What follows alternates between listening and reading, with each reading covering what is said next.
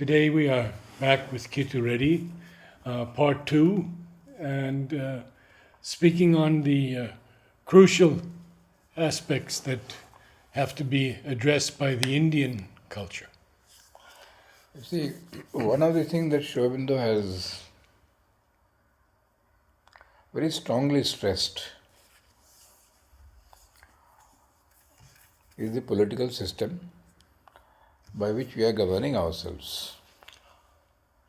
See, now it is very interesting that long before Sri Aurobindo turned to yoga, his two primary interests were poetry and politics. When he came to India, within a few months of his stay in 1893, he wrote a series of political articles in a journal called the Hindu Prakash, in which he lashed out at the Congress party.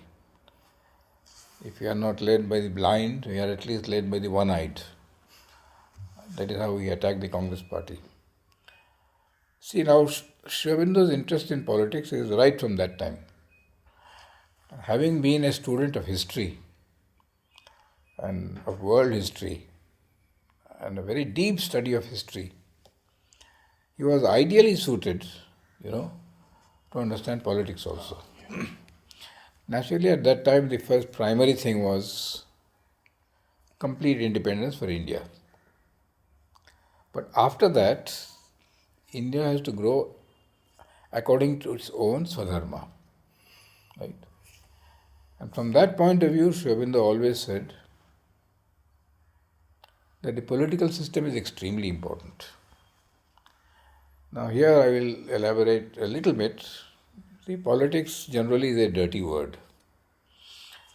And in the ashram, we are told no politics.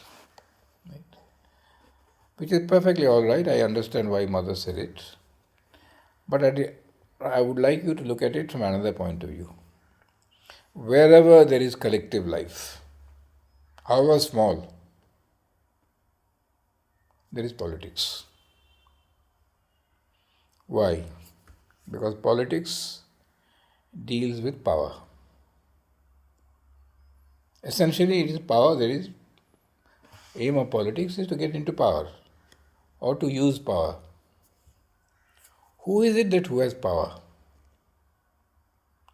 Today, it is not the richest man who has power. It is one who has been authorized by whatever system to take decisions of your life. Now look carefully. All of us, everyone, wherever you are in the world, you have two lives, a collective life and an individual life. In the collective life, you are not deciding, somebody else is deciding for you. Right or not? Yes. And the moment you are dissatisfied with the decision, you say it is politics. Correct? So I tell my children, when you are making the games tournament, you are making the teams, and somebody feels that he has been left out, he says you are playing politics because you have put your friend there. So you must remember that the very fact that you are living in collective life, you are involved in politics. Correct? Ashram is full of politics because we are not satisfied with certain decisions. Then now you are trying to find out what are the motives behind this. Correct? You might be right, you might be wrong, but it is happening all the time. Mm-hmm. So let us not pretend that we are not involved in politics. We are all involved in politics. From that point of view, the power structure.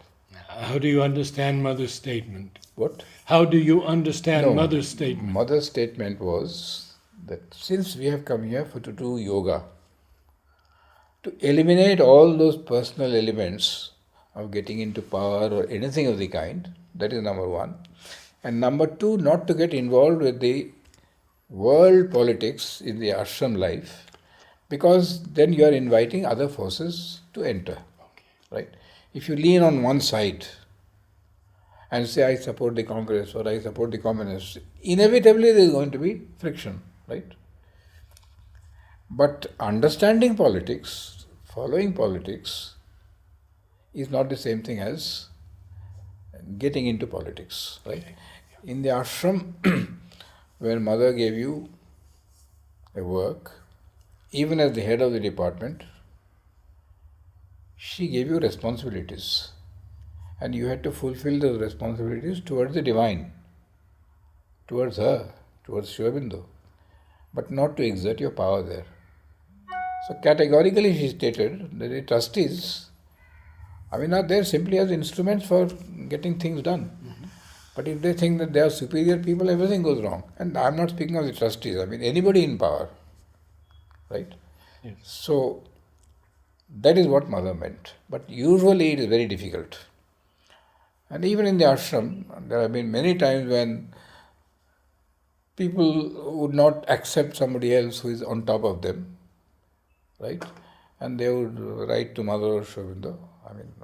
The most perfect example is Golconda. Mona was a very strict master, Yes. right? And I must tell you that thanks to Mona, Golconda has, right?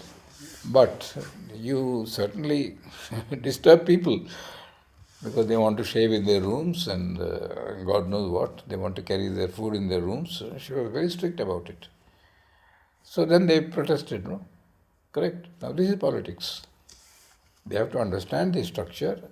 So Sri Aurobindo, right from the early times, since he was himself in politics, and I have taken the trouble of studying a lot of all these politicians. There is no one who is even a faint shadow in front of Sri Aurobindo. His understanding of the game, his understanding of the forces were magnificent.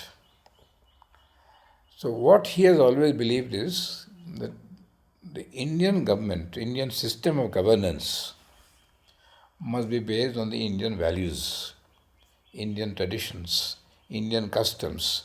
But the forms need not be the same. They can continually evolve and change. Right? So he has written in 1911, just after he came to Pondicherry, that India will have to go through this period of parliamentary democracy to learn how futile and useless it is to improve the quality of life. But then we have to learn, and the West itself is beginning to realize that it is not good. But we are always a little slow and laggard, so we will do it a little later. So what I would suggest is that a very serious debate has to be set up. I am not offering a ready-made solution, but I am raising questions on the system that exists.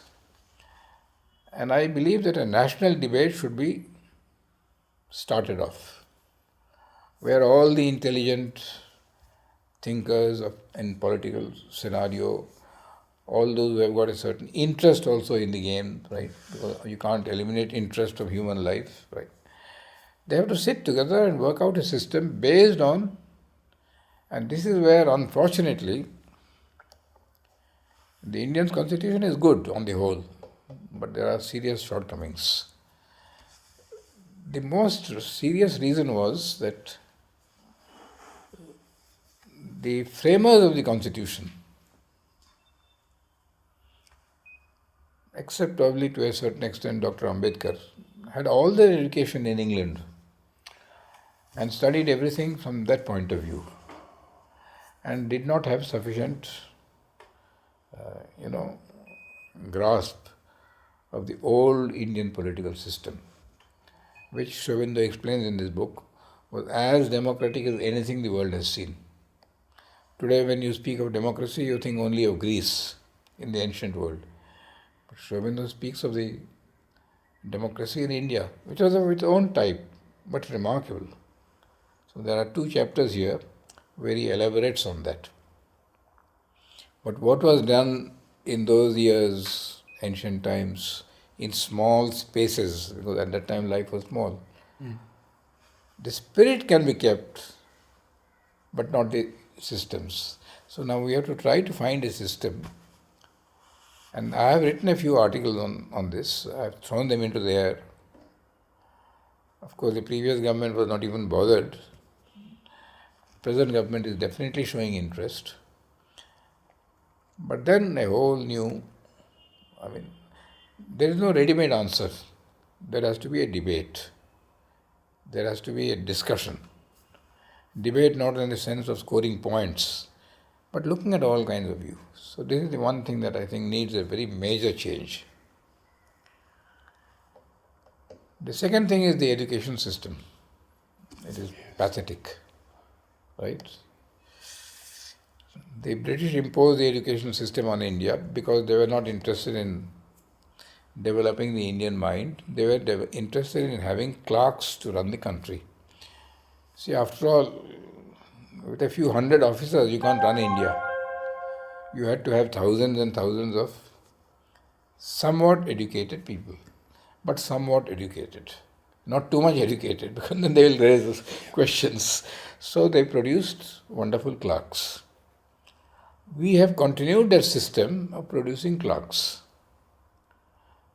So there has to be a complete overhaul of the system, and certainly the principles that have been laid down by the mother and Sri Aurobindo and have been also partially implemented here can be used with very good effect on the national level.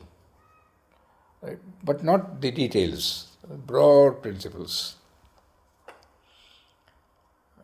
I have thrown those ideas also to the ministers, right? It is a very strange quirk. When the new government came in, I had sent 6 articles on school, which I have sent you, no? No. I have not sent you? No. Anyway, I'll send them to you. Good. So I had written, all those articles were based on my correspondence with the mother, because I was directly involved in the administration of the school. Yes. And Kirit Bhai used to meet Pavitrada, but I used to meet Pavitrada, but I felt I used to go to mother directly. So I have at least 25 letters on the school, on examinations, on this, on that, on that. So I wrote the whole history and put it on the net. And when this government came to power, I sent it also to the education minister. I didn't know who she is, but I just sent it. I went to Delhi sometime back, I think a year or so. And whenever I go to Delhi, I stay with a retired admiral. A very important person, but retired. Now his daughter-in-law is very much involved in education. So she was all the time telling me that, Kittu, you should interact with the people in power. I said, look, if it's meant to be, it'll happen. Now very strangely, she had a friend, a very close friend, who happened to be the private secretary of the education minister. So she told her friend that you must call Kittu. I stayed there 5 days, nothing happened.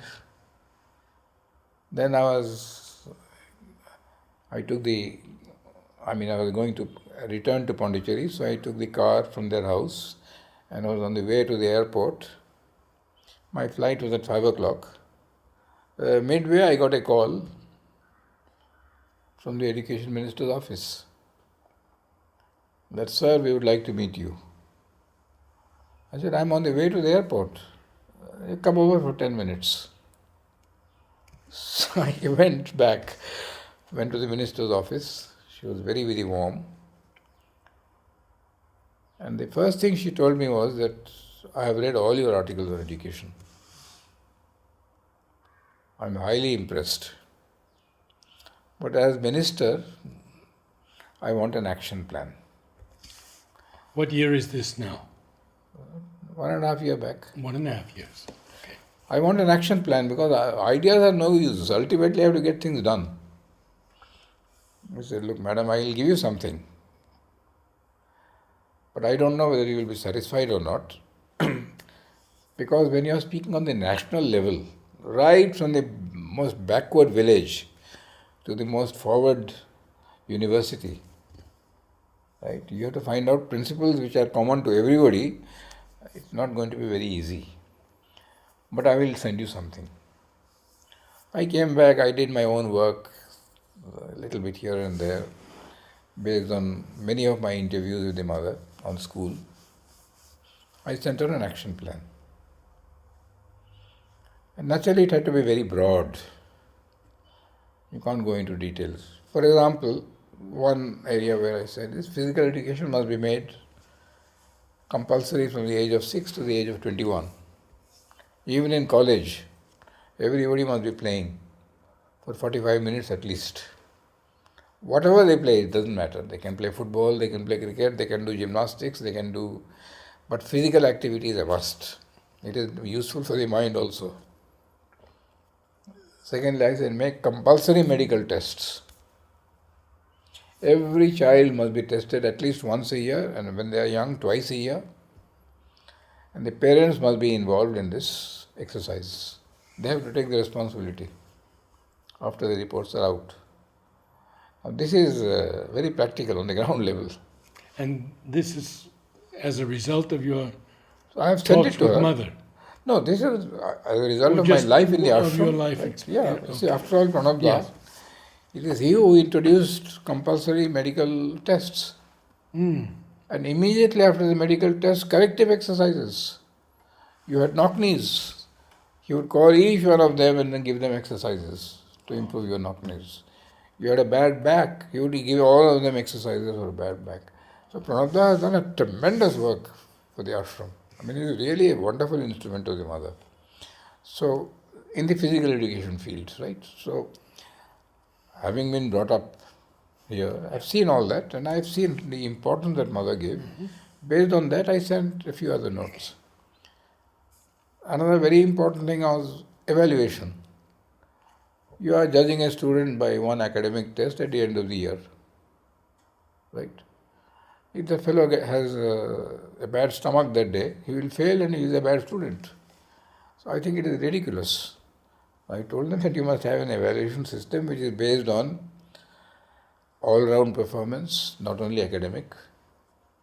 But if somebody can work very well with the hands and produce something well, I don't think he is in any way inferior to somebody who can write on philosophy or history. That has its place, this has its place. Yes. So like that I sent a lot of ideas to her.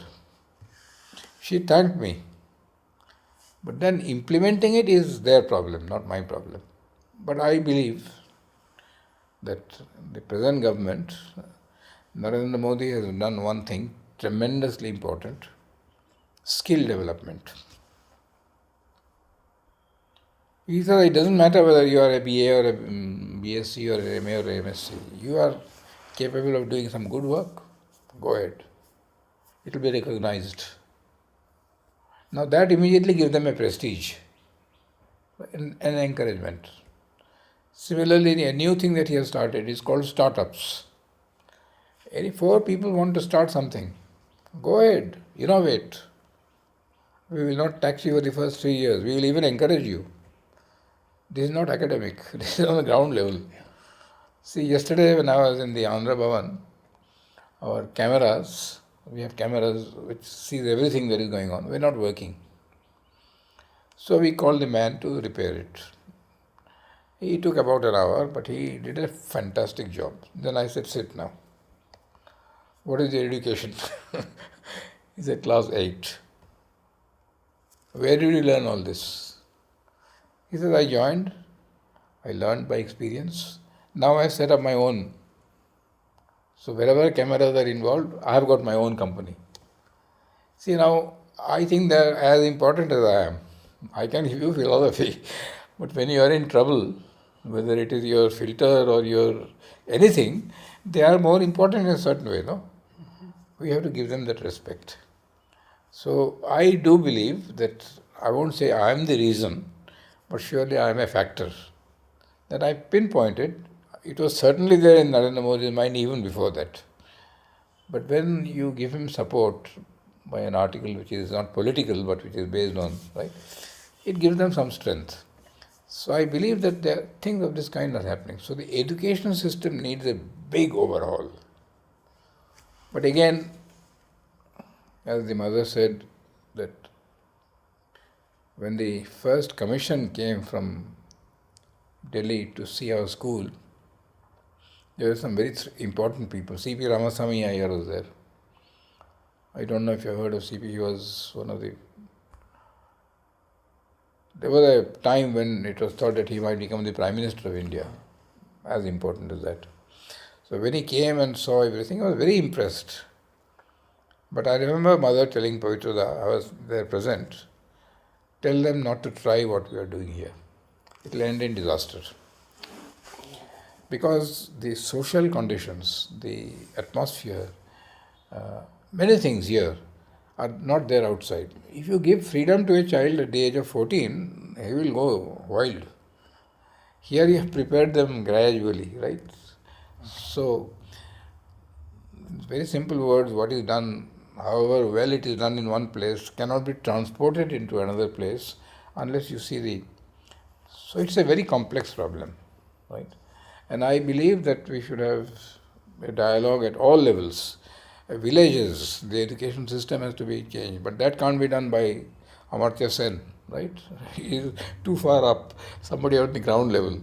Similarly, at the district level, at the capital cities, at the national level, and at the international level, at colleges, at universities, we have to evolve a system.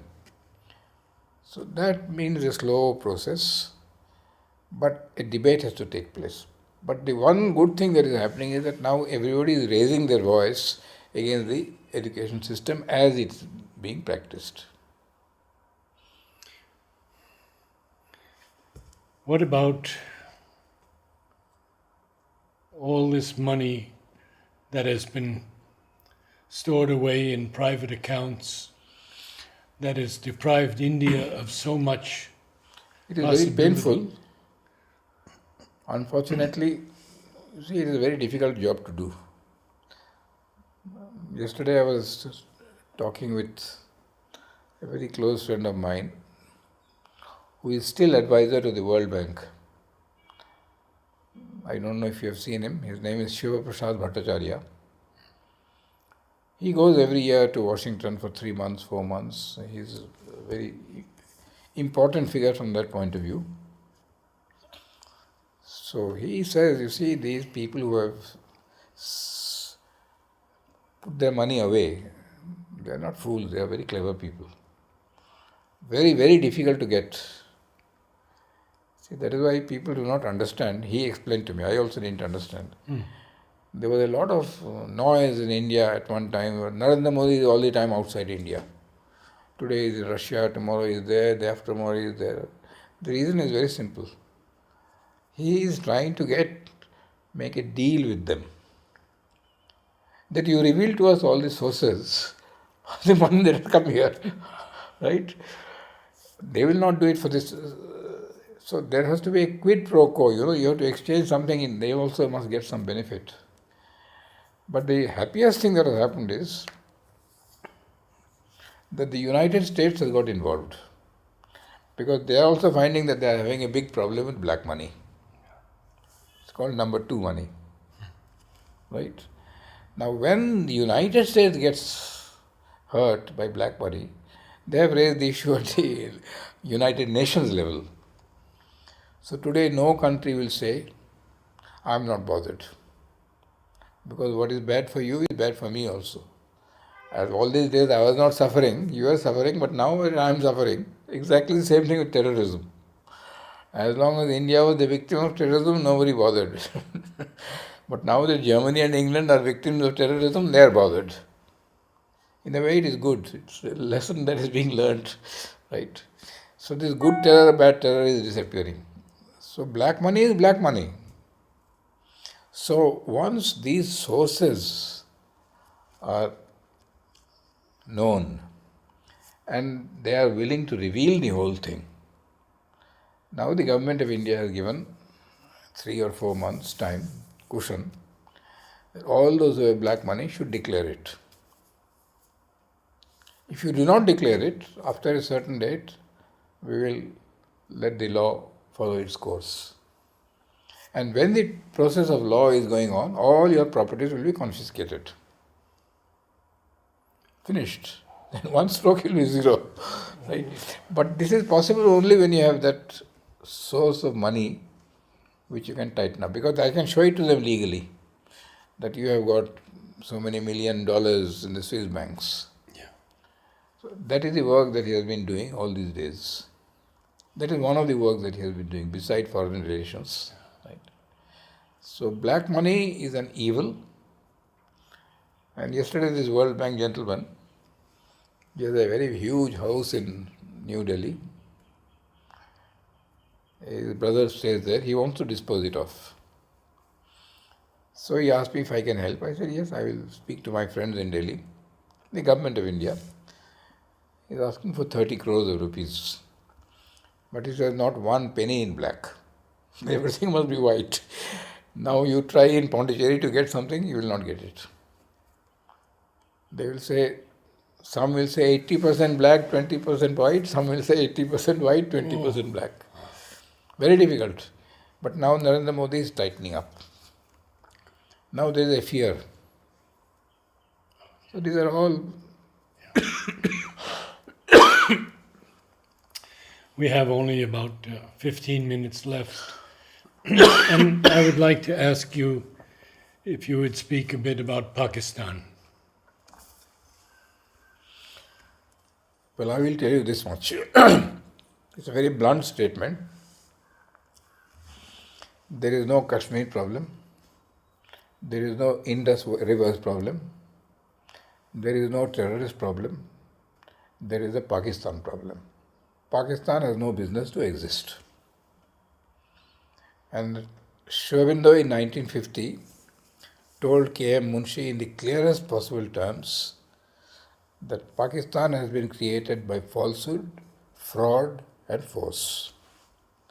And it must be brought under India's military ambit. Look at the words, under India's military ambit. So he did not eliminate the use of force. And to prove that, I have got at least 4 letters of Mother and Sri Aurobindo, where in 1950, in 1947 when Kashmir, Pandit Jawaharlal Nehru went to the United Nations. It was a very stupid move. Sri Aurobindo was categorical that we should have finished the whole thing. Taken over the whole of Kashmir, then Pakistan would be churning and then whole of Kashmir, Pakistan also would have come. In 1950, the Hindus were being massacred in Bangladesh. The Indian army was ready to enter. At that time, the Pakistani Prime Minister Liaquat Ali Khan came and met Nehru and said, we'll have a minority commission in both countries, so we'll look after the minorities. And Sri Aurobindo writes, Nehru was fooled into belief in this. He should have let the Indian army go, march into Pakistan, and that would have been the end of Pakistan. And our dream would have been fulfilled. So he was not against the use of force. In 1965, when the Pakistan war with India was going on, Mother sent a public telegram, which you will see everywhere. India must continue fighting till India and Pakistan become one, because that is the truth of their being. And Huta asked Mother, but if the Security Council comes in, Mother said, you still will have to fight. The Security Council came in and India buckled. So as far as I am concerned, as long as Pakistan exists, there will be a problem. It is a nonsense to say that Muslims in India are not happy.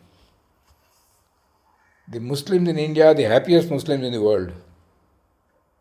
You go and verify it, and not by these pseudo-intellectuals in Delhi, but on the actual ground. No, right here. Right here. 130 million Muslims in India, 170 million Muslims in India, more than that are Pakistan. And I got yesterday, day before yesterday, Nawaz Sharif saying that look at the Muslims of India. Whenever they have a problem, they go and discuss it with the government. It is so smooth. Here the Muslims of Pakistan, they are creating trouble all the time. He is himself indirectly saying that they are happy people. You see, so now this is the whole thing. So, see, if you have got cancer, and they got pain in the stomach, I can give you something that will remove the pain, but I have to operate, remove the cancer. The cancer is the existence of Pakistan. There is no business to exist. And I have sent this to Narendra Modi. And from what I can gather, I have no evidence at all, is that he believes in that. Politically you can't say that. So, you see, the Defense Minister of India, after this Pathankot attack, he said, be very careful to Pakistan. Tomorrow Balochistan might not be part of you. It might come out. Tomorrow Sindh also will come out. You wait 1 year and see what happens. So they might create hell for them, but nobody will know it. India will keep it absolutely under wraps. Pakistan cannot speak about it loudly because they will be in trouble then. That they are not doing anything to protect their own country. And they are in very deep trouble today. The Shias are being massacred. Yes. Right. Yes. So Pakistan has to go. We have to do it without having a nuclear war. That is the only danger. So till 71, in 71 when Indira Gandhi declared ceasefire on the 16th of December, mother was very unhappy. Uda had gone up to mother at that time. He came down and he said mother was very, very dismayed. We should have finished it off and taken even the West Pakistan.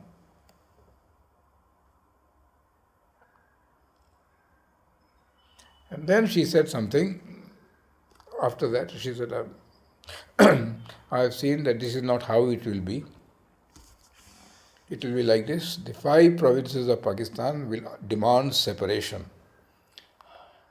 5 is Balochistan, NWFP, Punjab and Sindh, and Kashmir. Half of Kashmir, 1/3 of Kashmir. They will demand separation from Pakistan and they will join India. And the second thing that I have seen is that America will be converted. 71. Converted. America will come on the right lines.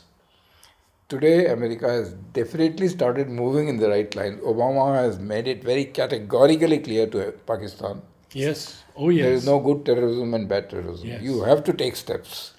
And the funding. The funding. And the funding also will stop. Yeah. So that is a very healthy thing. Yeah. See, Pakistan will implode from within. And we should help it to implode. That's all.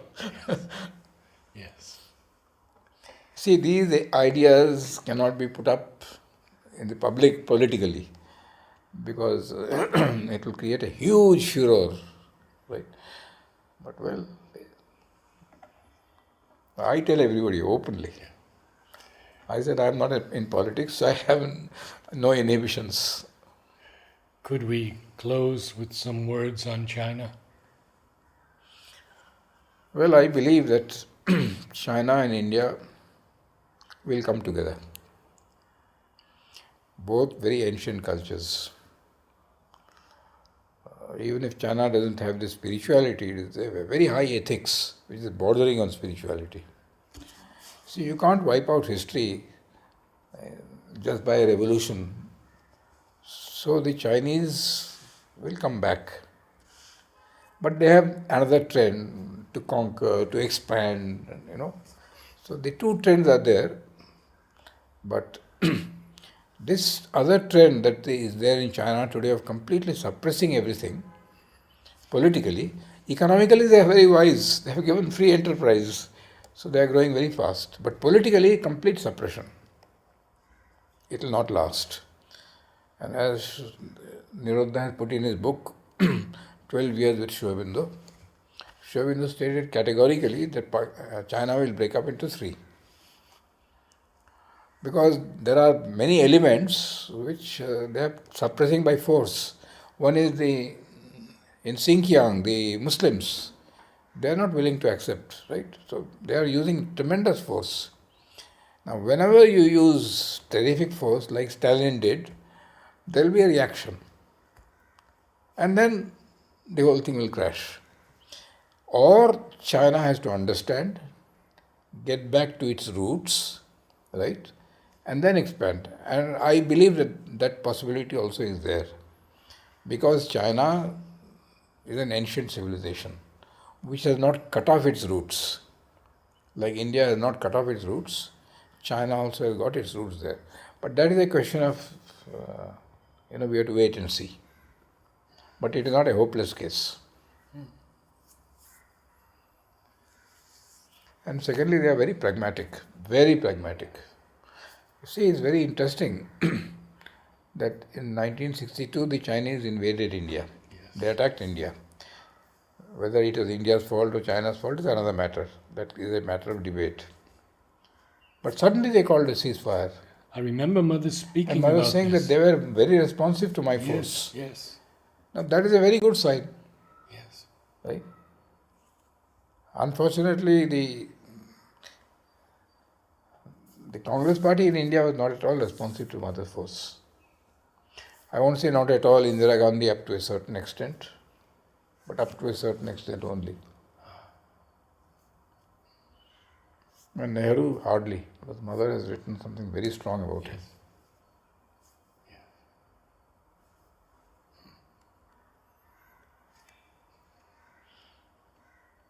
Kittu, it's You see, politics is a game of doing the best that you can. You will never get what you want.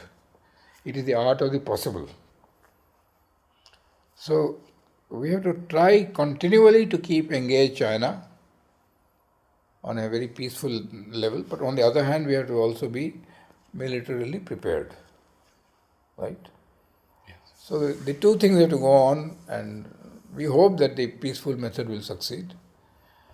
But then, as Shravinda, throughout his book of Ideal of Humanity, when nature has decided to get a certain thing done, it will do it by any means, if necessary, most painful means.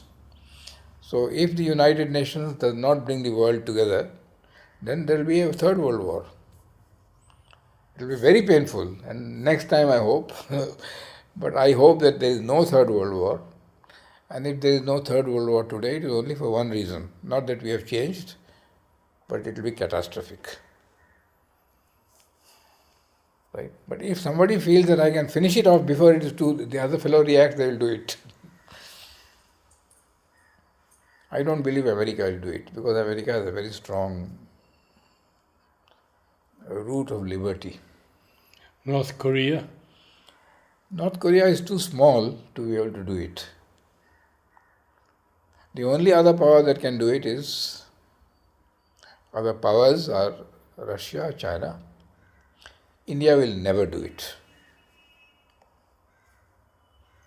It is impossible for the Indian mentality to go and conquer. We have never done it. We have conquered you culturally. Indonesia, Cambodia, Thailand. Right? But no military conquest. It is not in our blood.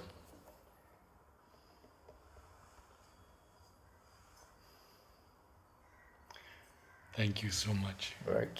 Thank you.